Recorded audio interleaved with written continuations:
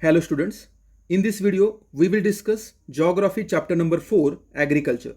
So let's start. India is an agriculturally important country. Two-thirds of its population is engaged in agricultural activities. Agriculture is a primary activity which produces most of the food that we consume. Besides food grains, it also produces raw material for various industries.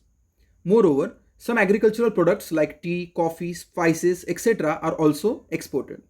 So basically, we get raw material and we get food. We also get foreign currency by exporting some agricultural products like tea, coffee, and spices. So, what is the motive of agriculture? Why we practice agriculture?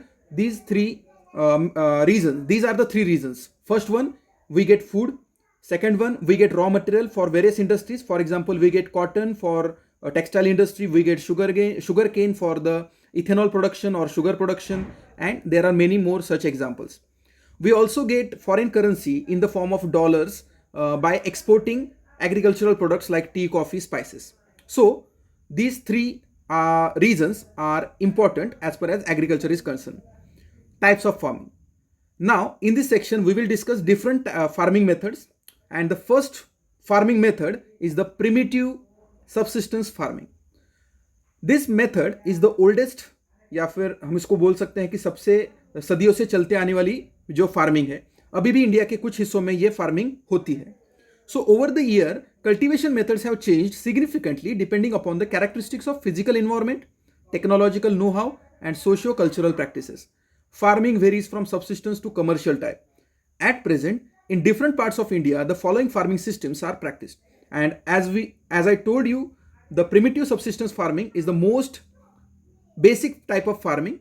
And in this type of farming, there is no need of chemical fertilizers, there is no need of technological equipments, there is no need of capital. This type of farming is still practiced in few pockets of India. Primitive subsistence agriculture is practiced on small patches of land with the help of primitive tools like hoe, dhow, digging sticks, and family or community labor. This type of farming depends upon the monsoon, natural fertility of the soil, and suitability of other environmental conditions to the crops grown. तो ये जो farming होती है ये बहुत ही छोटे land पे होती है. अभी भी बहुत सारे इंडिया के जो ट्राइबल एरियाज है वहाँ पे ये प्रैक्टिस किया जाता है. यहाँ पे सबसे पहले क्या किया जाता है, जो भी ज़मीन है वहाँ की सारे पेड़ों को काटा जाता है, उनको स्लैश करके बर्न किया जाता है. इसलिए इस खेती को स्लैश एंड बर्न खेती भी, स्लैश एंड बर्न एग्रीकल्चर भी बोला जाता है. यहाँ पे जो भी इक्विपमेंट्स होते हैं वो बहुत ही प्रिमिटिव टूल्स यूज़ किए जाते हैं, और जो भी लेबर्स होते हैं वो फैमिली मेम्बर्स या तो कम्युनिटी मेम्बर्स होते हैं. इस फार्मिंग के अंदर जो पानी की जो ज़रूरत है वो मानसून के ऊपर पूरा का पूरा खेती डिपेंड होता है. सॉइल की फर्टिलिटी जो नेचुरल फर्टिलिटी है उसी से यूज़ किया जाता है सॉइल को. There is no need of chemical fertilizers and manure also.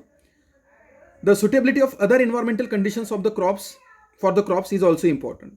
तो पूरी की पूरी राम भरोसे खेती होती है. यहाँ पे पानी मानसून के ऊपर, फर्टिलिटी नेचुरल फर्टिलिटी जो भी सॉइल की है उसी के ऊपर वो डिपेंड करते हैं. It is a slash and burn agriculture. Farmers clear a patch of land and produce cereals and other food crops to sustain their family. When the soil fertility decreases, the farmers shift and clear a fresh patch of land for cultivation. तो यहाँ पे ये जो farming है उसको shifting cultivation भी क्यों बोला जाता है ये आपको समझ में आना चाहिए. क्योंकि वो क्या करते हैं, एक ज़मीन को पहले कंसिडर करते हैं कि वहाँ का पूरा जो पेड़ वगैरह है वो काटा जाता है, फिर उसी जगह पे उन्हें जलाया जाता है ताकि वो जलने के बाद जो ऐश बनती है वो ऐश ही उनको सॉइल को फर्टिलिटी प्रोवाइड करती है. तो वो फर्टिलाइजर का काम करती है. तो फिर जैसे जैसे वो उसको यूज़ करते हैं वैसे वैसे सॉइल की जो नेचुरल फर्टिलिटी है वो डिक्रीज होती है. जैसे कि वो नेचुरल फर्टिलिटी डिक्रीज हो गई तो वो उस लैंड को छोड़ देते हैं और फिर नए लैंड या नए जगह को उसको कैप्चर करके वहाँ पे फिर से वही प्रैक्टिस करते हैं स्लैश एंड बर्न का. तब तक उस पुराने वाले जो ज़मीन होती है वहाँ पे नए पेड़ उगते हैं, और जब तक उसका नंबर नहीं आता तब तक वो पूरा रिप्लेनिश हो जाता है एरिया, और फिर से वहाँ पे पेड़ पनपते हैं. तो this type of shifting allows nature to replenish the fertility of soil through natural processes. Land productivity in this type of agriculture is very very low because farmer does not use fertilizers or other modern inputs. It is known by different names in different parts of the country. यहाँ पे हमने देखा कि कोई भी chemical fertiliser use नहीं होता, कोई भी टेक्निकल या टेक्नोलॉजिकल टूल्स यूज़ नहीं होते, ज़्यादा पैसा खर्च नहीं किया जाता. तो बेसिकली ये जो फार्मिंग है वो फार्मिंग से जो आने वाला प्रोडक्टिविटी है वो बहुत ही कम रहेगा. It is known by different names in different parts of country. Country के अलग अलग हिस्सों में मोस्टली ट्राइबल एरियाज जो होते हैं वहां पे ही ये आदिवासी जो लोग होते हैं वही इस टाइप का फार्मिंग करते हैं. तो अलग अलग जगह पे उसके अलग अलग नाम है. जैसे कि झूम कल्टीवेशन बोला जाता है इसे. नॉर्थ ईस्टर्न स्टेट्स में झूमिंग कल्टीवेशन से ये प्रसिद्ध है, लाइक आसाम, मेघालय, मिजोरम, नागालैंड में. पामलाव भी बोला जाता है मणिपुर के अंदर. Deepa in Bastar district of Chhattisgarh and in Andaman and Nicobar islands. बाकी अलग अलग कंट्रीज में भी इसके अलग अलग नाम हैं, तो आप इसको यहाँ पे पढ़ सकते हो. जैसे कि आपको यहाँ पे देखने को मिलता है कि jhuming, the slash and burn agriculture is known as milpa in Mexico and Central America, conuco in Venezuela, roca in Brazil, masole in Central Africa, ladang in Indonesia, ray in Vietnam. In India, this primitive form of cultivation is called Bewar or Dahiya in Madhya Pradesh, Podu or Penda in Andhra Pradesh, Pamadabi or Koman or Bringa in Orissa, Kumari in Western Ghat, Waldre or Waldre in southeastern Rajasthan, Khil in the Himalayan belt, Kurua in Jharkhand, and Jhuming in the northeastern region, as I told you before.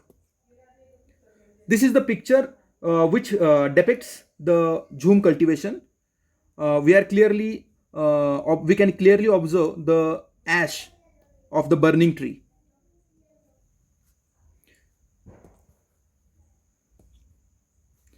Now, the second type of farming is intensive subsistence farming. This type of farming is practiced in areas of high population pressure on land. It is labor intensive farming where high doses of biochemical inputs and irrigation are used for obtaining higher production. So if we compare this type of farming with the subsistence intensive farming with the primitive farming, there are many differences. In case of primitive farming, there was no irrigation, proper irrigation, there was no chemical fertilizers, no chemical inputs, and there was no pressure on the land also. But in case of intensive subsistence farming, there is a highly populated area, because intensive subsistence farming is practiced in highly populated areas like UP, Bihar. So as far as the production is concerned, there is lots of pressure on the agricultural land, because in order to fulfill the food requirement of large population, we have to produce large amount of food grains from that land. Though the right of inheritance leading to the division of land among successive generations has rendered landholding size uneconomical, the farmers continue to take maximum output from the limited land in the absence of alternative source of livelihood. Thus, there is enormous pressure on agricultural land. So there is question for you, why there is enormous pressure on agricultural land where intensive subsistence farming is practiced? तो give reason हमें answer देना पड़ेगा. तो यहाँ पे हमें इसका answer यहाँ पे छुपा है कि जैसे जैसे जनरेशन टू जनरेशन लैंड का बंटवारा होता जाता है, जैसे जैसे जमीन बंटती रहती है अपने भाइयों में, वैसे वैसे जमीन जो है वो कम होती जाती है, फैमिलीज बढ़ते जाते हैं और पॉपुलेशन इंक्रीज होता रहता है. तो सेम लैंड के ऊपर ज़्यादा लोगों को मतलब खाना चाहिए उनको, तो उसके लिए ज़्यादा प्रोडक्शन की क्या होती है, प्रेशर आ जाता है उस लैंड के ऊपर, और उसके चक्कर में मैक्सिमम आउटपुट के चक्कर में, लिमिटेड लैंड है, मैक्सिमम आउटपुट चाहिए, तो इसीलिए वहाँ पे बहुत सारे बायोकेमिकल इनपुट्स डाले जाते हैं और बहुत सारा फर्टिलाइजर्स का, पेस्टिसाइड्स वगैरह मारा किया जाता है. लेकिन उसके लिए जो पैसा चाहिए वो पैसा वहाँ के पॉपुलेशन के पास नहीं होता, because they don't have enough land. तो यहाँ पे उन्हें ज़्यादा से ज़्यादा प्रोडक्शन करने का प्रेशर रहता है, लेकिन ज़्यादा पैसा उनको केमिकल फर्टिलाइजर्स वगैरह लेने के लिए नहीं होता. तो तीसरा जो फार्मिंग है वो है commercial farming. The main characteristic of this type of farming is the use of higher doses of modern inputs, high yielding variety crops, seeds, chemical fertilizers, insecticides and pesticides in order to obtain higher productivity. So commercial farming, the main objective of the commercial farming is to earn profits. So commercial farming का main objective और sole objective जो होता है वो क्या होता है, profit earn करना. तो इस टाइप की जो फार्मिंग होती है वो इंडिया जैसे कंट्रीज में कम पाई जाती है. ज़्यादा से ज़्यादा ये फार्मिंग हमें यूएसए, कनाडा जैसे बड़े बड़े कंट्रीज में देखने को मिलती है, क्योंकि वहाँ पे लैंड जो है वो बहुत ही ज़्यादा मात्रा में प्रेजेंट है. उसके साथ साथ उनके पास पैसा भी बहुत होता है, तो हाई यील्ड वैरायटी सीड्स वो ले सकते हैं. They can afford chemical fertilizers, they can afford insecticides and pesticides in order to obtain higher productivity. The degree of commercialization of agriculture varies from one region to another. For example, rice is a commercial crop in Haryana and Punjab, but in Orissa it is a subsistence crop. तो यहाँ पे हमें ये भी समझना होगा कि reason to reason जो एग्रीकल्चर प्रैक्टिस किया जाता है उसका जो मेथड होता है वो बदलता रहता है. हमें पता है कि हरियाणा पंजाब में इरिगेशन फैसिलिटीज़ बहुत अच्छी है. वहाँ पे ग्रीन रिवोल्यूशन की वजह से वहाँ पे जो एग्रीकल्चर होती है वो कमर्शियल रूप ले चुकी है. लेकिन ओडिशा जैसा जो पुअर स्टेट है वहाँ पे अभी तक इतना जो एडवांस टेक्नोलॉजी है वो नहीं मिली उन्हें. तो वहाँ पे राइस को, पैडी को एज अ सब्सिस्टेंस क्रॉप माना जाता है. लेकिन हरियाणा और पंजाब जो है वो अपने इरिगेशन के मेथड के मजबूती की वजह से उसे कमर्शियल तरीके से प्रोड्यूस करती है राइस को. यहाँ पे हमें बहुत सारे अलग अलग पिक्चर्स दिए गए हैं. This is banana plantation in southern part of India.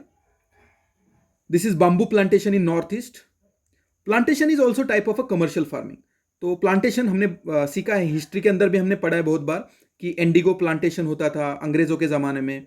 हमने इस साल पावर शेयरिंग नाम का जो चैप्टर था उस चैप्टर में भी हमने डिस्कस किया था कि कैसे ब्रिटिश लोग जो थे वो इंडियन तमिल्स को श्रीलंका लेके गए थे फॉर टी प्लांटेशन में काम करने के लिए, है ना. तो as a migrant worker.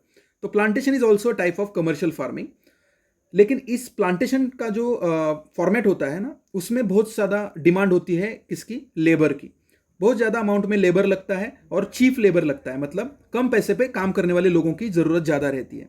In this type of farming a single crop is grown in the large area. The plantation has a interface of agriculture and industry.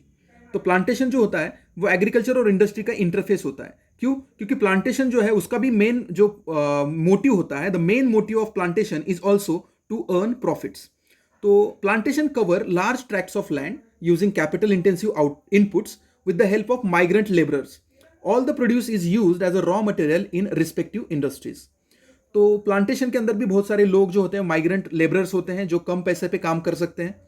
सारा जो भी प्रोड्यूस वहाँ पे होता है वो रॉ मटेरियल के तौर पे यूज किया जाता है अलग अलग इंडस्ट्री के अंदर.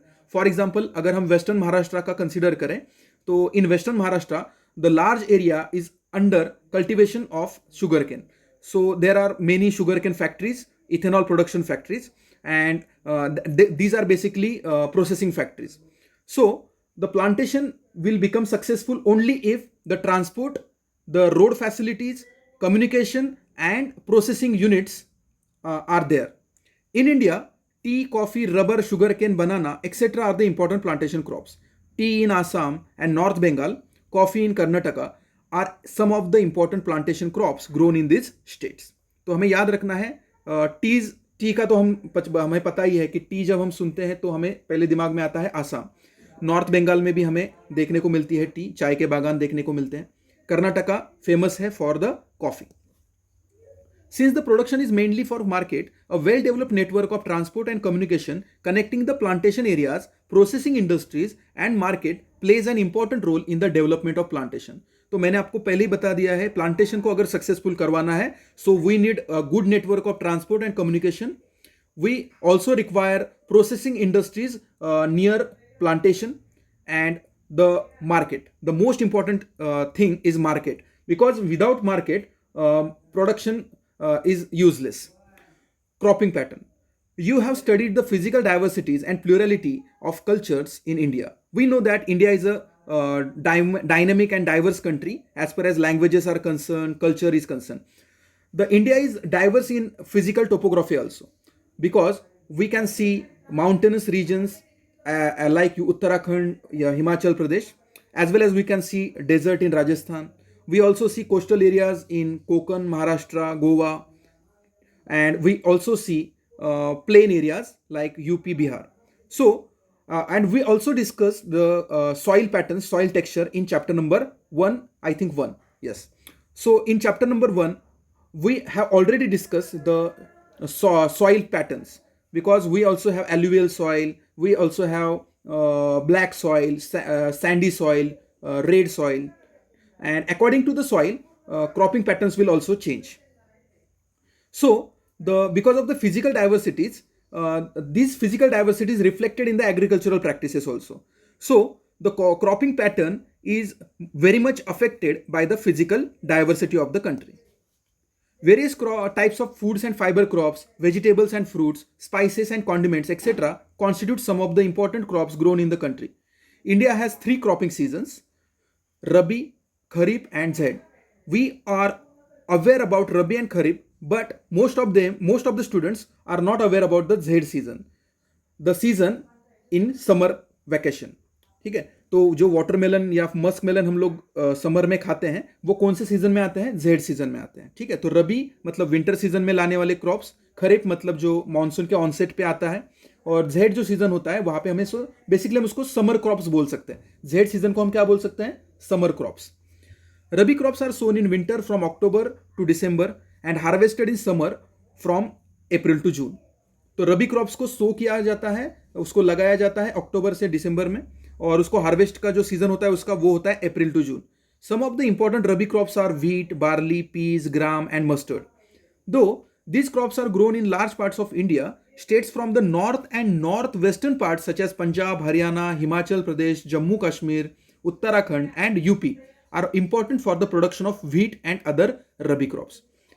Why? Because availability of precipitation during winter months due to the western temperate cyclone help in the success of these crops.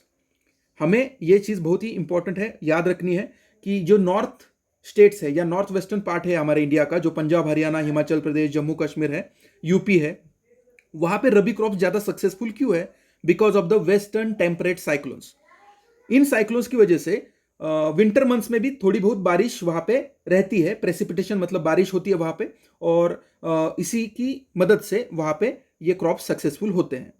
However, the another reason for the success of these crops is success of Green Revolution in Punjab, Haryana, Western UP and parts of Rajasthan. The Green Revolution also has contribution, and it is also an important factor in the growth of the above mentioned Rabi crops. Kharif crops are grown with the onset of monsoon in different parts of the country, and these are harvested in September to October. Important crops grown during this season are paddy, maize, jawar, bajra, tur, that is arhar, moong, urad, cotton, jute, groundnut and soybean. तो खरीफ crops को अगर देखा जाए तो खरीफ crops जो होते हैं they are grown with the onset of monsoon, मतलब मानसून की जब एंट्री होती है तभी ये क्रॉप्स को लगाना, उसकी जो प्रोसेसिंग होती है वो चालू की जाती है, और उसको हार्वेस्ट किया जाता है सितंबर टू अक्टूबर के बीच में. ठीक है, तो इसमें जो भी मेन क्रॉप्स है उसमें सबसे इंपॉर्टेंट क्रॉप है पैडी, उसके बाद फिर मेज, जवार, बाजरा जैसे मिलेट्स आते हैं, फिर पल्सेस आते हैं तूर, मूंग, उड़द, उसके बाद कुछ नॉन फूड क्रॉप्स होते हैं जैसे कि कॉटन, जूट, फिर ऑयल सीड्स में आएगा ग्राउंडनट एंड सोयाबीन.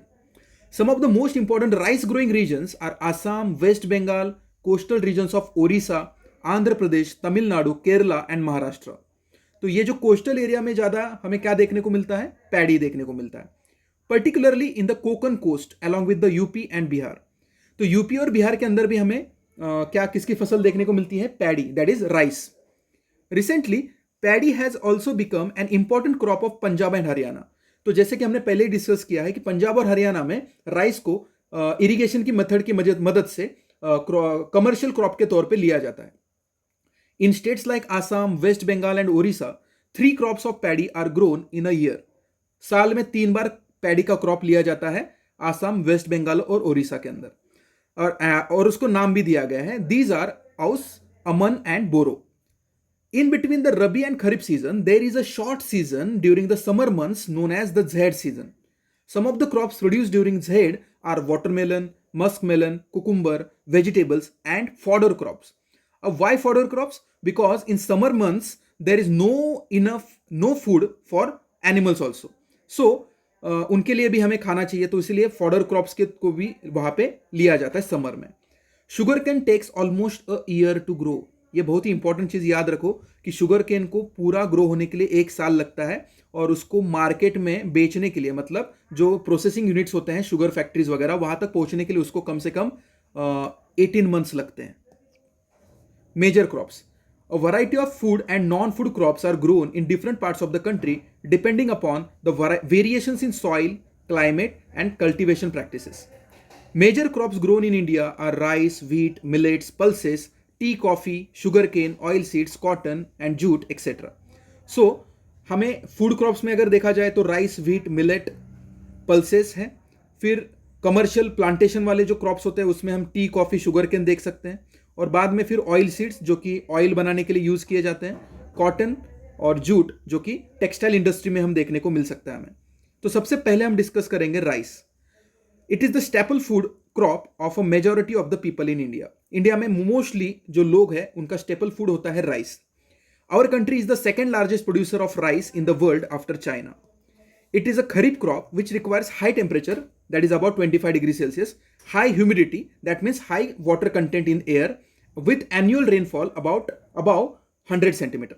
तो हमें इसकी रिक्वायरमेंट देखनी है कि पैडी अगर हमें कल्टीवेट करना है तो हमें टेम्परेचर 25 डिग्री सेल्सियस के ऊपर चाहिए, हवा के अंदर ह्यूमिडिटी ज़्यादा होनी चाहिए और 100 सेंटीमीटर से ज़्यादा एनुअल रेनफॉल वहाँ पे होना चाहिए.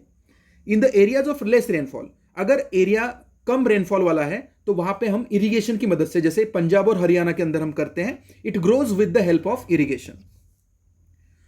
तो यहां पे आपको एक पिक्चर दिया है कि when rice is ready to be harvested, जब राइस निकालने के लिए मतलब हार्वेस्ट करने के लिए तैयार होता है तो उसका पिक्चर कैसे दिखता है वो आपको यहां पे दिखाया गया है. Rice is grown in the plains of north and north eastern India, coastal areas and in the deltaic regions. तो कहां पे ग्रो होता है? नॉर्थ और नॉर्थ ईस्टर्न इंडिया के प्लेन्स में जहां पे बहुत ही फर्टाइल लैंड है. Thank you for the Himalayan rivers. उसके बाद आता है कोस्टल एरिया और डेल्टाइक रीजन्स. तो development of dense network of canal irrigation and tubewells have made it possible to grow rice in areas of less rainfall just such as Punjab, Haryana and western UP and some parts of the Rajasthan. तो यहां पे हमें समझना होगा कि जहां पे 100 centimetre से कम बारिश होती है वहां पे इरिगेशन की नेटवर्क की वजह से और ट्यूबवेल की मदद से वहां पे पैडी ग्रो किया जाता है, because it requires lots of water. तो ये जो ग्राफ दिया है हमें या फिर मैप दिया है, इस मैप में हमें देखने को मिलता है कि राइस को कल्टीवेट करने के लिए जो एरिया चुना गया है वहां पे मेजर एरिया कौन सा है और माइनर एरिया कौन सा है. तो हम इस मैप की वजह से देख सकते हैं कि इंडिया के कौन से रीजन में ज्यादा तौर पे राइस लिया जाता है और कहां पे कम मात्रा में राइस लिया जाता है. तो बहुत ही इंपॉर्टेंट ये ग्राफ, ये मैप होगा आपके लिए, ये आपको याद रखना है. ठीक है, तो जैसे आपको देखने को मिल रहा है यहाँ पे, तो यहाँ पे थोड़ा सा डिस्कस भी कर लेते हैं हम लोग. तो ये देखो, ये है मेजर एरिया, ये देखो ये मेजर एरिया है तो इसलिए ये कलर यूज़ किया मेजर एरिया के लिए, और ये जो फेंट कलर है ये है माइनर एरिया के लिए यूज़ किया गया. ठीक है, तो मेजर एरिया में अगर हम देखें तो यहाँ पे आपको देखने को मिलेगा जो कोस्टल एरिया होता है वो कोस्टल एरिया यहाँ पे आप देख सकते हो, ये पूरा कोस्टल एरिया, फिर वेस्ट बंगाल, उड़ीसा, ठीक है, और यूपी बिहार का थोड़ा सा हिस्सा, ये हमें मेजर एरिया में देखने को मिलता है. और अगर माइनर एरिया देखें तो यहाँ पे ये कोस्टल रीजन दिख रही है, अरेबियन सी के ऊपर यहाँ पे जो महाराष्ट्र का रीजन है ये माइनर एरिया में दिख रहा है. उसके साथ साथ गुजरात का थोड़ा सा हिस्सा भी माइनर एरिया में दिख रहा है. उसके साथ साथ यहाँ पे पंजाब हरियाणा जो है वहाँ पे भी हमें, राजस्थान का हिस्सा पंजाब हरियाणा, यहाँ पे भी हमें माइनर एरिया दिख रहा है. तो मेजर एरिया कौन सा है? तो मोस्टली ये ईस्ट साइड पे हमें देखने को मिल रहा है मेजर एरिया. और ये जो इस साइड का कोस्टल रीजन है वहाँ पे भी हमें, साउथ इंडिया का जो कोस्टल रीजन है वहाँ पे भी हमें मेजर एरिया के तौर पे देखने को मिल रहा है.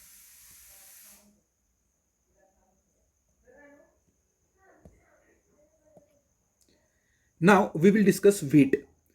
As we know, wheat is a rabi crop. This is the second most important cereal crop. It is the main food crop in north and northwestern part of the country.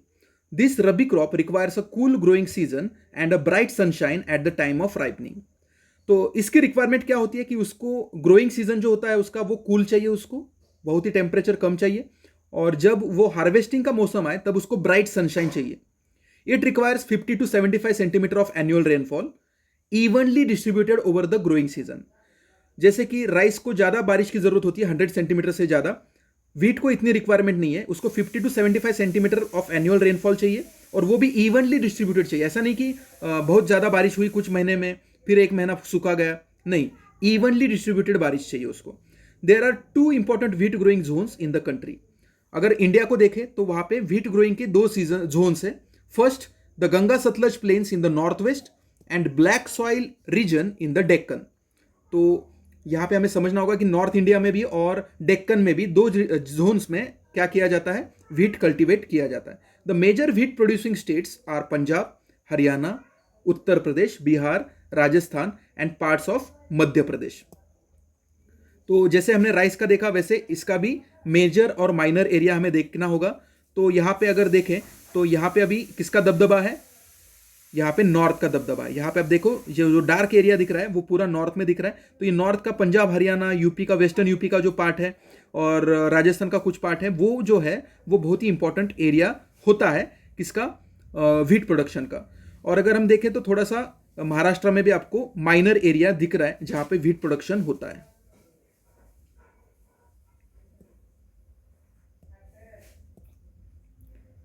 Now we will discuss millets. Jawar, bajra, and ragi are the important millets grown in India.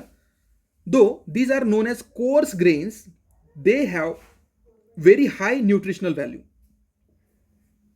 अब आप देखते होंगे कि बहुत सारे मतलब कंपनियां जो है वो बिस्किट बनाने वाली कंपनियां जो है वो भी रागी रागी का बिस्किट बना रही है, जवार का बिस्किट बना रही है। तो ये क्यों हो रहा है? पहले ज़माने में ऐसा नहीं होता था। पहले ज़माने में व्हीट खाना मतलब एक स्टैंडर्ड माना जाता था, और जो जवार बाजरा खाने वाले लोग हैं उन्हें क्या किया जाता था, गरीब माना जाता था, गरीबों का खाना माना जाता था। लेकिन अभी उल्टा हो चुका है, सब लोगों को पता चल चुका है power of millets. So they have very high nutritional value. For example, ragi is very rich in iron, calcium and other micronutrients and roughage, that is fiber. तो इसीलिए छोटे बच्चों को रागी स्प्राउट्स का जो सत्व होता है वो दिया जाता है फॉर देयर न्यूट्रिशनल फुलफिलमेंट। जवार is the third most important food crop with respect to the area and production. It is a rain-fed crop mostly grown in the moist areas which hardly needs irrigation. देखो जवार ऐसी एक crop है जो कम से कम पानी में, सिर्फ बारिश के पानी पे भी आ सकता है, उसको ज़्यादा इरिगेशन की ज़रूरत नहीं होती। महाराष्ट्र सबसे लार्जेस्ट प्रोड्यूसर है जवार का, and Maharashtra is followed bye Karnataka, Andhra Pradesh and Madhya Pradesh. Bajra grows well on Sandy soils and shallow black soil. Rajasthan is the largest producer of bajra, followed by UP, Maharashtra, Gujarat and Haryana. Ragi is the crop of dry regions and grows well on red, black, sandy, loomy and shallow soil, that is shallow black soils. Karnataka is the largest producer of ragi, followed by Tamil Nadu. Apart from these states, Himachal Pradesh, Uttarakhand, Sikkim, Jharkhand and Arunachal Pradesh are also important for the production of ragi.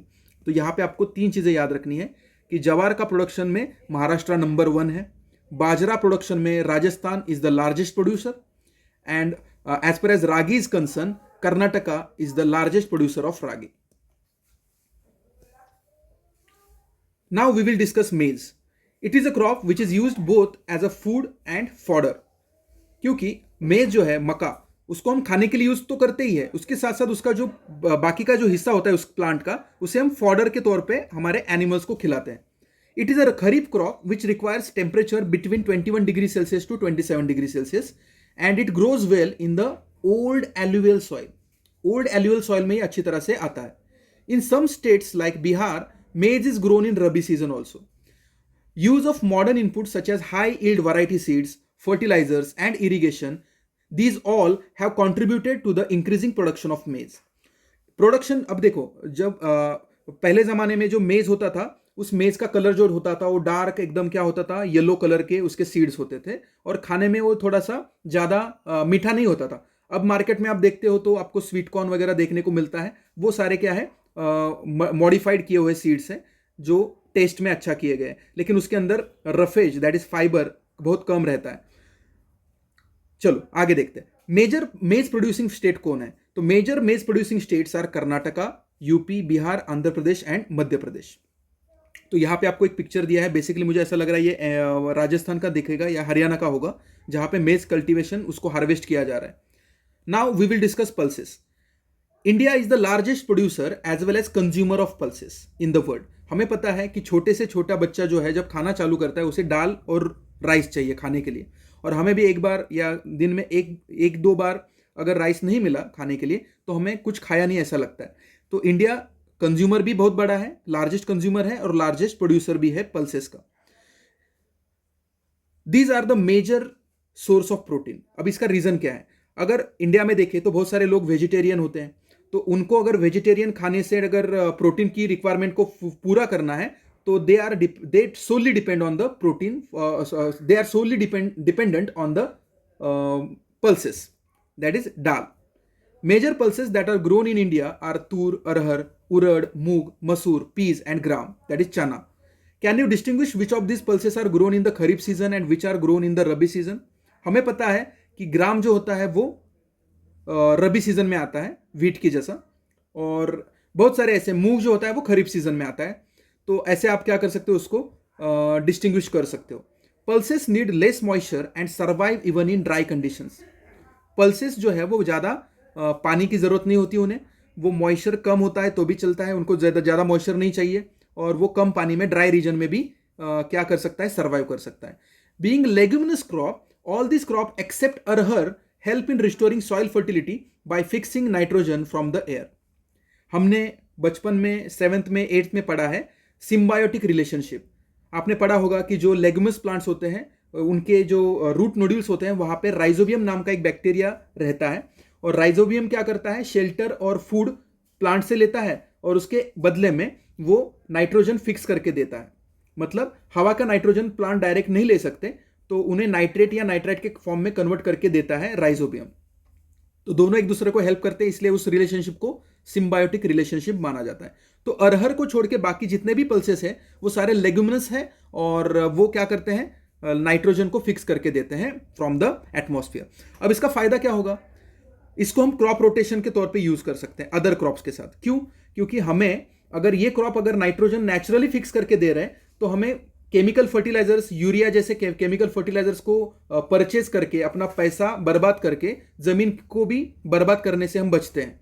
तो these crops are very important for the soil texture also. Major pulse producing states in India are Madhya Pradesh, Uttar Pradesh, Rajasthan, Maharashtra and Karnataka. Food crops and other than grains. तो अब हम देखेंगे कि ऐसे food crops जो कि grains, मतलब जैसे कि हमारा राइस हुआ, व्हीट हुआ, उनको छोड़ के, ठीक है. तो सबसे पहला आता है उसमें sugar cane. Sugar cane is a tropical as well as sub tropical crop. It grows well in hot and humid climate with the temperature of 21 degrees Celsius to 27 degrees Celsius and an annual rainfall between 75 centimeter and 100 centimeter. Irrigation is required in the regions of low rainfall. It can be grown on a variety of soils and needs manual labor from sowing to harvesting. India is the second largest producer of sugarcane only after Brazil. It is the main source of sugar, gur, that is jaggery, khansari and molasses. The major sugarcane producing states are UP, Maharashtra, Karnataka, Tamil Nadu, Andhra Pradesh, Bihar, Punjab and Haryana. तो अब हम sugar cane के बारे में थोड़ा सा देखेंगे. हमने पहले पढ़ा है कि इस क्रॉप को ग्रो होने के लिए पूरा साल लगता है. ये क्रॉप ट्रॉपिकल या सब ट्रॉपिकल रीजन में आ सकता है. इसको 21 डिग्री सेल्सियस से 27 डिग्री सेल्सियस का टेम्परेचर चाहिए. हॉट और ह्यूमिड क्लाइमेट में वो ज़्यादा अच्छा ग्रो होता है. एनुअल रेनफॉल 75 से 100 सेंटीमीटर के बीच में चाहिए. Irrigation is very much required in low rainfall reason because sugar cane is a high demanding water demanding crop. बहुत ही वाटर डिमांडिंग क्रॉप होता है, और इसलिए वहां पे जब बारिश नहीं होगी तो वहां पे इरिगेशन बहुत ही तगड़ा होना चाहिए. It can be grown on a variety of soils. अलग अलग सॉइल्स में वो आ सकता है, और इसलिए वो बहुत सारे राज्यों में देखने को मिल रहा है. जैसे कि हमने यहाँ पे पढ़ा कि वो यूपी में भी है, महाराष्ट्र में भी है, कर्नाटका, तमिलनाडु, आंध्र प्रदेश, बिहार, सब जगह पे हमें, पंजाब हरियाणा में भी क्या देखने को मिल रहा है, शुगर केन का खेती देखने को मिलता है. इसका काम क्या है, ये हमें यूजफुल है as a source of sugar, jaggery, khandsari और मोलेसेस. मोलेसेस क्यों? Because with the help of molasses we by the method of fermentation with the help of saccharomyces, जो होता है सैक्रोमाइसिस नाम का जो माइक्रो ऑर्गेनिज्म होता है, उसकी मदद से हम क्या करते हैं, उसको इथेनॉल में कन्वर्ट कर सकते हैं. Now we will discuss oil seeds. India is the largest producer of oil seeds in the world. यहां पे हम किसी के पीछे नहीं है, इंडिया नंबर 1 है ऑयल सीड्स के मामले में. Different oil seeds are grown covering approximately 12% of the total cropped area of the country. Main oil seed produced in India are groundnut, mustard, coconut, sesame, that is तिल का तेल बोलते हैं उसे हम, soybean, castor seeds, cotton seeds, linseeds and sunflower. Most of these are edible, मतलब खाने लायक, and used as a cooking medium. हम अपने खाने में ऑयल की तरह तौर पे इन्हीं सीड्स के ऑयल को यूज करते हैं. However, Some of these are also used as raw material in the production of soap, cosmetics and ointments. तो ये जो ऑयल सीड्स है उनका मेन जो रोल है वो एडिबल ऑयल बनाना है, क्योंकि इंडिया के अंदर ऑयल को यूज किया जाता है, हर किचन में ऑयल का तड़का लगता है दाल के लिए, ठीक है। तो हर रीजन टू रीजन बदलता है। जैसे कि अगर हम महाराष्ट्र का देखें, वेस्टर्न महाराष्ट्र का देखें, तो यहाँ पे जो लोग होते हैं वो ग्राउंडनट का ऑयल, सनफ्लावर ऑयल खाना पसंद करते हैं। अगर हम नॉर्थ इंडिया में चले गए तो नॉर्थ इंडिया में लोग मस्टर्ड ऑयल ज़्यादा खाना पसंद करते हैं। अगर हम कोस्टल रीजन या साउथ इंडिया में गए तो कोकोनट का ऑयल खाना ज़्यादा पसंद किया जाता है।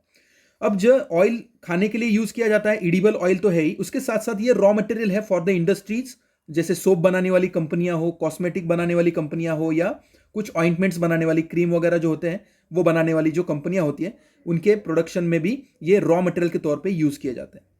Groundnut is a kharif crop and accounts for about half of the major oil seeds produced in the country. तो हमारे इंडिया का जो 12% जो टोटल क्रॉप एरिया जो है वो ऑयल सीड्स के अंदर है, उसमें से भी 50% जो क्रॉप एरिया है वो ग्राउंडनट ने कवर कर लिया है। Andhra Pradesh is the largest producer of groundnut and it is followed by Tamil Nadu, Karnataka, Gujarat and Maharashtra. Linseeds and mustard are rabi crops. Sesamum is a kharif crop in north but rabi crop in South India. So region to region वहाँ के climates बदलते हैं। तो जो crop यहाँ पे खरीफ है north में सीसमम, जो वहाँ पे साउथ इंडिया में रबी क्रॉप होता है। Castor seed is grown both as rabi as well as kharif crop. तो यहाँ पे एक चाचा जी दिखा रहे हैं हमें, ग्राउंडनट की फसल निकाल के दिख रहे हैं, ठीक है। तो हार्वेस्ट किया जा रहा है ग्राउंडनट को। यहाँ पे हम सनफ्लावर का खेती देख रहे हैं, और यहाँ पे ये जो चाचा जी है वो क्या देख रहे हैं, मस्टर्ड सीड्स देख रहे हैं, मस्टर्ड देख रहे हैं, ठीक है। ये मस्टर्ड की फसल है। Now we will discuss tea. Tea cultivation is an example of plantation agriculture from the time of British. It is also an important beverage crop. Beverage का मतलब ये पीने के लायक, पीने का क्रॉप है ना, बिवरेज का मतलब पीने लायक, ठीक है। तो जैसे चाय कॉफी हम पीते हैं ना, इसलिए इसको बिवरेज बोला गया है, ठीक है। तो it was introduced in India initially by the British, जो उन्होंने चाइना से चोरी करके यहाँ पे लेके आए थे। Today most of the tea plantations are owned by Indians. The tea plant grows well in the tropical and sub tropical climates like sugar cane. जैसे शुगर केन में हमने देखा था कि ट्रॉपिकल और सब ट्रॉपिकल क्लाइमेट में वो ग्रो होता है, तो टी प्लांट भी वैसे ही होता है। Endured with deep and fertile well drained soil.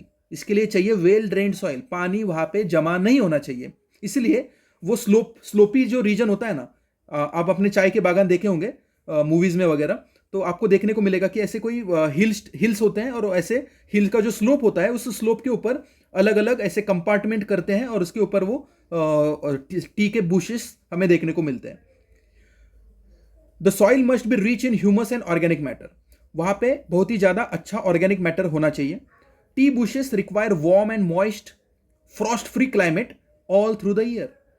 Moisture बिल्कुल भी पानी मतलब हवा में नहीं होना चाहिए, फ्रॉस्ट नहीं होना चाहिए, तभी पूरे साल अगर ऐसी चीजें अगर नहीं होगी, वार्म वातावरण रहेगा, टेम्परेचर रहेगा, तभी ये बुशेस अच्छे से ग्रो होते हैं। Frequent showers evenly distributed over the year ensures continuous growth of tender leaves. Tender leaves मतलब जो उसके जो नाजुक लीव्स होते हैं, जो उसके नए नए लीव्स होते हैं, उसे टेंडर लीव्स बोला जाता है। तो ये सारी चीजें अगर क्लाइमेट की रहेगी तभी उसके टेंडर लीव्स कंटिन्यूसली ग्रो करते हैं। T is a labour intensive industry. आपने देखा होगा कि जो चाय के बागान होते हैं वहां पे बहुत सारी औरतें जो होती है वो पीछे उनके पीठ पे क्या लगाते हैं, बकेट लगाती है, और वहां पे कुछ ना कुछ चाय की पत्तियां को तोड़ के उसमें डालती रहती है। तो बहुत ही ज्यादा मात्रा में लेबर रहता है, और it requires abundant, cheap and skilled labour. हमें बहुत ज्यादा मात्रा में, एबंडेंट मतलब लार्ज स्केल पे, चीप मतलब कम पैसे पे, और स्किल्ड मतलब जिनके हाथ में स्किल है उसको तोड़ने का, वैसा लेबर की जरूरत होती है। Tea is processed within the tea garden to restore its freshness. Tea को प्रोसेस किया जाता है within the tea garden, मतलब जहां पे उसको तोड़ा है वहीं पे उसको प्रोसेस किया जाता है ताकि उसका फ्रेशनेस बना रहे, उसकी स्मेल जो है वो टिकी रहे। Major tea producing states are Assam, hills of Darjeeling and Jalpaiguri district of West Bengal, Tamil Nadu and Kerala. Apart from these, Himachal Pradesh, Uttarakhand, Meghalaya, Andhra Pradesh and Tripura are also tea producing states in the country. India is the leading producer as well as exporter of tea in the world. और मैं उसमें एक जोड़ सकता हूं कि India is the leading producer exporter and consumer also, because ऐसा कोई किचन नहीं होगा किसी भी देश में, हमारे कंट्री में, किसी भी घर में, कि वहाँ पे सुबह चाय नहीं बनती। तो हम प्रोड्यूसर तो है, एक्सपोर्टर भी है और उसके साथ साथ कंज्यूमर भी है। तो जैसे मैंने आपको बोला, स्लोपी एरिया जो होते हैं वहाँ पे चाय के बागान लगाए जाते हैं, क्योंकि वहाँ पे पानी स्टोर नहीं होना चाहिए, जमा नहीं होना चाहिए। Coffee. India produces about 4% of the world's coffee production. Indian coffee is known in the world for its good quality. The Arabica variety, initially brought from Yemen, is produced in the country. This variety is in great demand all over the world. कौन सी है? Arabica. ये जो arabica variety है वो initially Yemen से लेके आए थे हम लोग, और अब इंडिया जो है वो 4% कॉन्ट्रीब्यूट करती है, 4% of the total world's coffee production. This variety is in great demand all over the world. Initially, its cultivation was introduced on the Baba Budan Hills. नाम याद रखो, Baba Budan hills. And even today its cultivation is confined, मतलब अभी भी उसी area में है. कहाँ पे? To the Nilgiri in Karnataka, Kerala and Tamil Nadu. तो कर्नाटका, केरला और तमिलनाडु का जो एरिया, नीलगिरी वाला कर्नाटका का जो एरिया है, वहीं पे कॉफी प्रोडक्शन किया जाता है. Horticulture crops.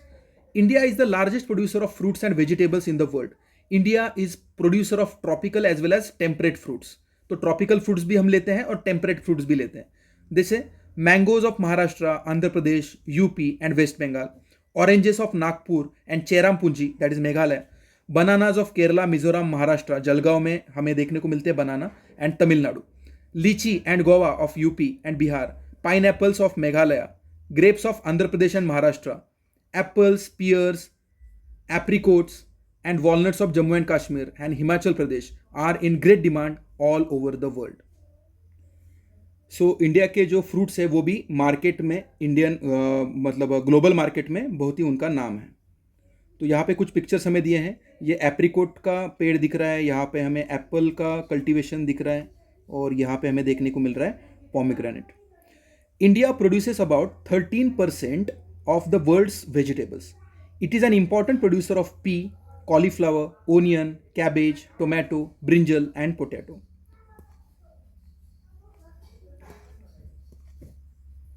Non-food crops. Rubber.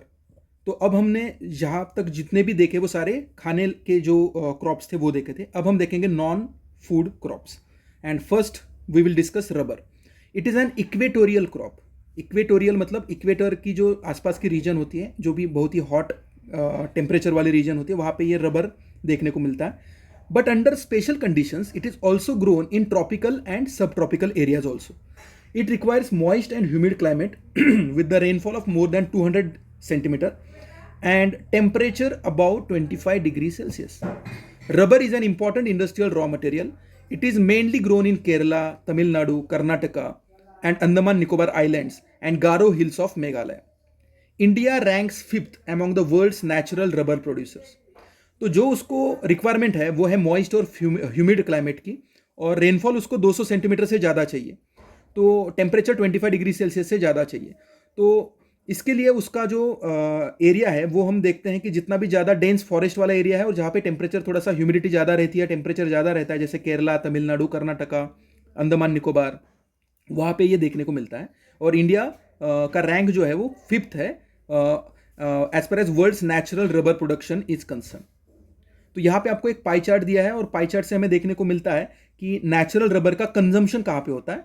तो यहाँ पे आपको देखने को मिलेगा कि सबसे ज़्यादा जो कंजम्पशन होता है वो ऑटोमोबाइल्स जो होते हैं उसके टायर्स में होता है, साइकिल के टायर्स में होता है, कैमल बैक में यूज़ किया जाता है उसको, फुटवेयर्स में भी ज़्यादा तौर पे यूज़ किया जाता है, बेल्ट्स बनाने के लिए, लैटेक्स बनाने के लिए, है ना.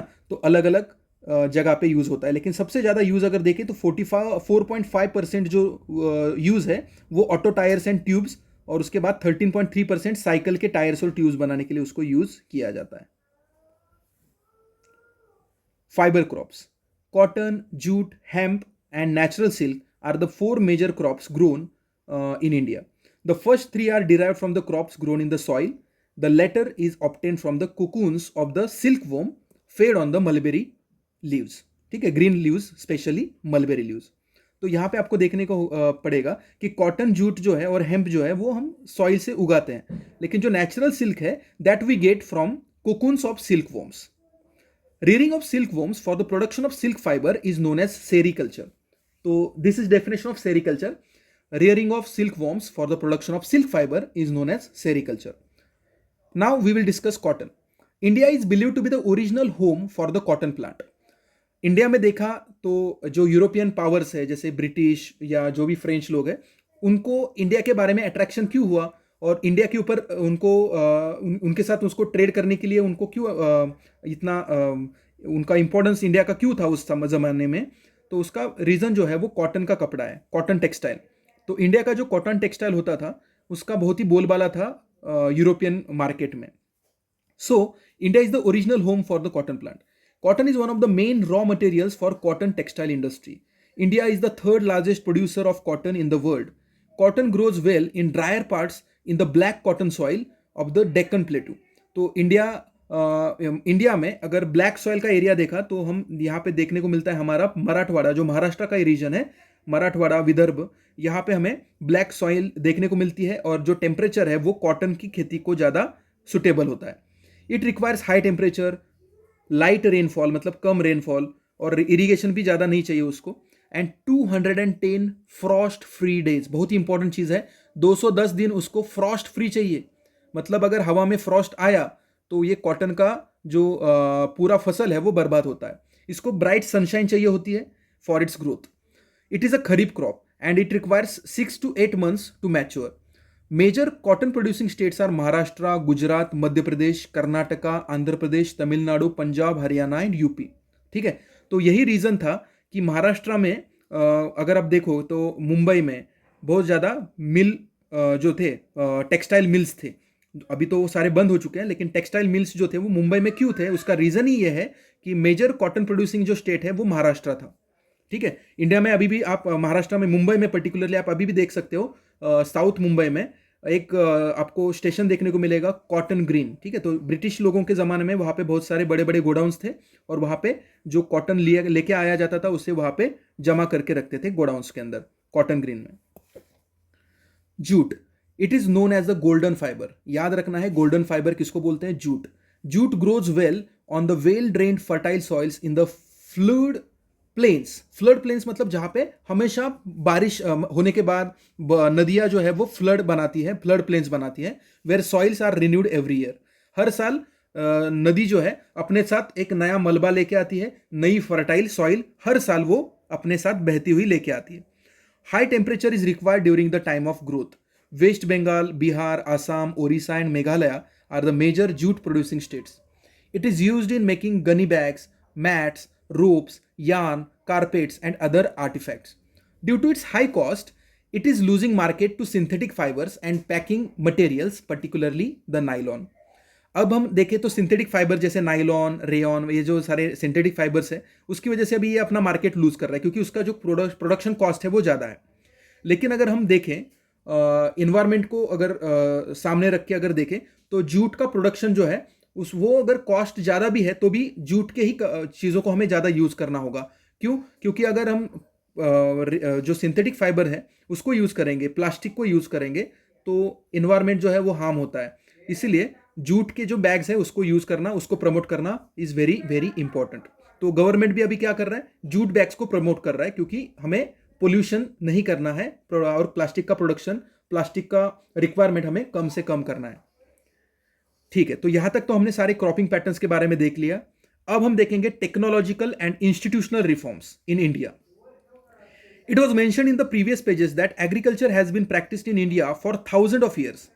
Sustained use of land without compatible techno-institution changes have hindered the pace of agricultural development. Hindered का मतलब है impact करना, बुरी तरीके से impact. Hindered करना मतलब रोकना. ठीक है, तो अगर हम टेक्नोलॉजी का यूज़ नहीं करेंगे तो हमारा जो एग्रीकल्चर का जो डेवलपमेंट है वो क्या होगा, रुक जाएगा, उसका जो स्पीड है वो कम होता जाएगा.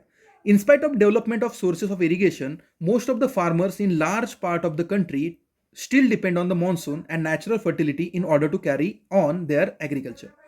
इंडिया जो है वो एक डेवलपिंग कंट्री है, इंडिया की पॉपुलेशन ज़्यादा है, इंडिया में जो लैंड का डिवीजन हो चुका है, इतना हो चुका है कि अब लैंड की साइज अनइकोनॉमिकल हो चुकी है। तो इसकी वजह से लोगों को अभी भी ज़्यादा इरिगेशन के लिए मतलब इरिगेशन वगैरह सिस्टम्स ज़्यादा यूज़ नहीं कर पा रहे वो, क्योंकि उनके पास इतना कैपिटल, इतना पैसा नहीं है। तो नेचुरल फर्टिलिटी पे ही डिपेंड करना पड़ता है, क्योंकि ज़्यादा केमिकल फर्टिलाइजर्स वो अफोर्ड नहीं कर सकते, और मॉनसून पे ही ज़्यादा डिपेंड करना पड़ रहा है, क्योंकि उनको छोटे ज़मीन के टुकड़े के लिए ट्यूबवेल्स या वेल्स को निकाल के उस पर पैसा इन्वेस्ट करना, ये क्या है, अनइकोनॉमिकल है उनके लिए। For a growing population this poses a serious challenge. Agriculture, which provides livelihood for more than 60% of the population, needs some serious technical and institutional reforms. Thus, collectivization, consolidation, and consolidation of holdings, cooperation, and abolition of zamindari, etc., were given priority to bring about institutional reforms in the country after independence. Collectivisation, ये हमने देखा होगा, आपने सुना होगा history में, class 9th में शायद, रशियन रिवोल्यूशन चैप्टर में आपने सुना होगा कलेक्टिवाइजेशन, ठीक है। तो रशिया में भी जब फूड क्राइसिस हुआ था, तो लोगों को एक साथ आके कलेक्टिवाइजेशन, मतलब बहुत सारे लोगों को एक साथ आके ग्रुप करके एग्रीकल्चर प्रैक्टिस करने के लिए गवर्नमेंट ने क्या किया था, कंपल्शन किया था, और उसके खिलाफ जो पीजेंट्स थे उन्होंने बगावत की थी। तो ये सारी चीज़ें आपने रशियन रिवोल्यूशन में पढ़ी होगी, ठीक है। तो हमारे इंडिया में भी ये collectivisation, consolidation of holdings, cooperation and abolition of zamindari, ये सारे चीज़ों को प्रायोरिटी दी गई, क्योंकि इंडिया के अंदर भी रिफॉर्म्स लाना ज़रूरी था एग्रीकल्चर में, क्योंकि हमारे यहाँ पे भी लोग जो थे, जो एग्रीकल्चर प्रैक्टिस कर रहे थे, उनके पास इनफ कैपिटल नहीं था अपने एग्रीकल्चर को एडवांस करने का, ठीक है। So land reform was the main focus of our first 5-year plan. जब इंडिया को इंडिपेंडेंस मिला, तो उसके बाद जो फर्स्ट 5-year प्लान हमने बनाया था कि अगले 5 सालों में इंडिया में क्या क्या डेवलपमेंट किया जाएगा, तो उसमें एग्रीकल्चर सेक्टर में सबसे पहला जो था वो लैंड रिफॉर्म थे। The right of inheritance had already led to fragmentation of land holdings, necessitating consolidation of holdings. देखो, इंडिया में जैसे जैसे मतलब जनरेशन टू जनरेशन आगे बढ़ते गए, फैमिली बढ़ती गई, तो लैंड का फ्रैगमेंटेशन हुआ राइट ऑफ इनहेरिटेंस की वजह से, क्योंकि ज़मीन का बंटवारा होता ही गया, अपने बाप की ज़मीन उनके बच्चों में बांटी गई, फिर उनके बच्चों की शादी हुई, तो ऐसे होते होते होते लैंड फ्रैगमेंटेशन हुआ, ठीक है। तो लैंड्स जो थी वो टुकड़े टुकड़ों में बंट गई, ठीक है। तो इसको क्या करना था, लैंड होल्डिंग को कंसोलिडेट करना बहुत ही ज़रूरी था। The laws of land reforms were enacted, but the laws of implementation was lacking or lukewarm, ठीक है। तो लॉज तो बने थे, लेकिन जमींदार जो थे वो अपने जमीनें छोड़ना, या जिनके पास ज़्यादा ज़मीन उन्होंने अपने हाथ में रखी थी, वो लोग ज़मीन नहीं छोड़ रहे थे। तो लैंड रिफॉर्म्स बने थे, लॉज भी बने थे, लेकिन उसका इम्प्लीमेंटेशन था वो नहीं हो पा रहा था। The government of India embarked upon introducing agricultural reforms to improve Indian agriculture in 1960s and 1970s. The Green Revolution based on the use of packaged technology, and the White Revolution, that is Operation Flood. White revolution जो था वो milk production को increase करने के लिए था, ठीक है, याद रखना है आपको, ऑपरेशन फ्लड भी बोलते हैं उसे। तो white revolution is related to the milk production. These were some of the strategies initiated to improve the lot of Indian agriculture, but this too led to the concentration of development in few selected areas. जैसे कि हमें पता है कि Punjab, Haryana, western UP, इन्हीं areas में ये green revolution का जो फायदा था वो पहुंचा, और बाकी जो रीजन थे वो अभी भी मतलब क्या रहे थे, ग्रीन रिवोल्यूशन से दूर रहे थे। Therefore in the 1980s and 1990s a comprehensive land development programme was initiated. तो यहाँ पे क्वेश्चन आ सकता है कि why comprehensive land development programme was initiated. तो ग्रीन रिवोल्यूशन का जो फायदा था वो सब जगह पे इवनली डिस्ट्रीब्यूट नहीं हुआ था, और इसको इसीलिए क्या किया गया था, ये कॉम्प्रिहेंसिव डेवलपमेंट प्रोग्राम बनाया गया। So this program was initiated, and it included both institutional and technical reforms. तो institutional reforms भी थे उसमें, और technical reforms, ऐसे 2 reforms उसमें किए थे। Provision for crop insurance against drought, flood, cyclone, fire and disease, establishment of Gramin banks, cooperative societies, and banks for providing loan facilities to the farmers at lower rates of interest were some important steps in this direction. तो यहाँ पे आपको समझना होगा कि दो type के यहाँ पे रिफॉर्म्स किए गए थे। हमें पता था कि फार्मर को, हमने पहले से देखा है कि फार्मर जो है वो लोन के, ठीक है, लोन के एक वीसीएस साइकिल में फंस जाता था। हाई इंटरेस्ट रेट पे वो मनी लेंडर से पैसा लेता था, फिर उसका इंटरेस्ट चुकाने के चक्कर में पूरा उसका जो फसल था उसका पूरा पैसा इंटरेस्ट में चला जाता था। फिर नए साल का नया इंटरेस्ट लेने के लिए उसको नया लोन लेना पड़ता था, फ्रेश लोन, और उसके पास दूसरा कोई ऑप्शन नहीं था। तो जो प्राइवेट मनी लेंडर्स होते थे वो क्या करते थे, उनको फार्मर्स को बहुत ही तकलीफ में डालते थे। तो ये सारी चीज़ें देख के गवर्नमेंट ने इनिशिएटिव लिया कि हम कम इंटरेस्ट रेट्स पे क्या करेंगे, फार्मर्स को लोन फैसिलिटीज प्रोवाइड करेंगे, और इसलिए उन्होंने ग्रामीण बैंक्स बनाए, कोऑपरेटिव सोसाइटीज बनाई, और उसकी मदद से फार्मर्स को कम इंटरेस्ट रेट पे लोन मिलना चालू हुआ। तो ये सारे इंपॉर्टेंट स्टेप्स थे इस डायरेक्शन में। अब यहां पे एक इंफॉर्मेशन आपको दी है, भूदान ग्रामदान, तो इसको हम थोड़ा सा पढ़ते हैं। Mahatma Gandhi declared Vinoba Bhave as his spiritual hair. तो विनोबा भावे जो थे उनको उन्होंने अपना स्पिरिचुअल हेयर डिक्लेयर किया था। He also participated in satyagraha as one of the foremost satyagrahis. He was one of the votaries of Gandhi's concept of Gram Swarajya. तो गांधी जी जो थे उनकी एक कंसेप्ट थी ग्राम स्वराज्य की, और वो उसको एडवोकेट करते थे विनोबा भावे। आफ्टर गांधी जी मार्टियरडम, मतलब गांधी जी की जो हत्या की गई 1948 में, Vinoba Bhave undertook pad yatra to spread Gandhi ji's message covered almost the entire country. Once, when he was delivering a lecture at Panchampalli in Andhra Pradesh, some poor landless villagers demanded some land for their economic well-being. तो जब गांधी जी की हत्या हुई तो उन्होंने पूरी पदयात्रा निकाली थी पूरे देश में, और जब वो आंध्र प्रदेश के किसी एक गांव में भाषण कर रहे थे तो वहाँ पे कोई लैंडलेस विलेजर आया जिसके पास कोई ज़मीन नहीं थी। तो उसने अपने थोड़ी बहुत गुजारा करने के लिए, इकोनॉमिक वेलबींग के लिए, ही demanded some land. Vinoba Bhave could not promise it to them immediately, but assured them to talk to the government of India regarding provision of land for them if they undertook cooperative farming. तो उन्होंने, वो तो अभी दे नहीं सकते थे, लेकिन उन्होंने प्रॉमिस किया कि मैं गवर्नमेंट के साथ बात करके देखूंगा। Suddenly Shri Ramchandra Reddy stood up and offered 80 acre of land to be distributed among 80 landless villagers. लेकिन उसी टाइम पे जो रामचंद्र रेड्डी नाम के कोई आदमी थे वो उठे, उन्होंने अपनी 80 एकड़ जमीन जो थी वो 80 लैंडलेस विलेजर्स में बांट दी। This act was known as Bhoodan. Later he travelled and introduce his ideas widely all over India. Some zamindars, owners of many villages, offered to distribute some villages among the landless. तो जिन जमींदारों के पास बहुत ज़्यादा ज़मीनें थी, बहुत ज़्यादा गांव थे उनके अंडर, तो उन्होंने अपने अपने गांव जो भी उनके हाथ में थे या ज़मीनें थी उन्होंने दान करना चालू किया, and it was known as Gramdan. However, many landowners choose to provide some part of their land to the poor farmers due to the fear of land ceiling act.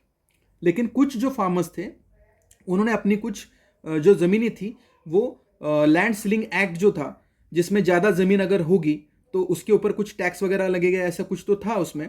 तो अपने ऊपर गवर्नमेंट का कोई एक्शन ना हो इसलिए उसने कुछ जो ज़मीनें थी जो ज़्यादा हमारे सरप्लस दिख रही थी उनको फार्मर्स को दे दिया। तो अपने आप को बचाने के लिए भी कुछ जमींदारों ने ये किया था।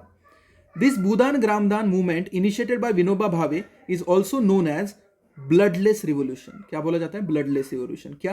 क्योंकि अब हम देखते हैं कि जमीन के छोटे से छोटे टुकड़े के लिए भी दो भाइयों में जान से मारने तक वो किस्से हमने देखे हैं, ठीक है, और अभी भी चल रहा है। लेकिन यहाँ पे 100 एकड़ जमीन जो थी वो जमींदार जो थे वो बड़े बड़े जमींदार क्या कर रहे थे, ऐसे ही बिना किसी फोर्स के, गवर्नमेंट ने कोई फोर्स भी नहीं किया था उनको, वो क्या कर रहे थे, गरीबों में बांट रहे थे। इसीलिए विनोबा भावे का ये जो मूवमेंट था उसे क्या बोला जाता है?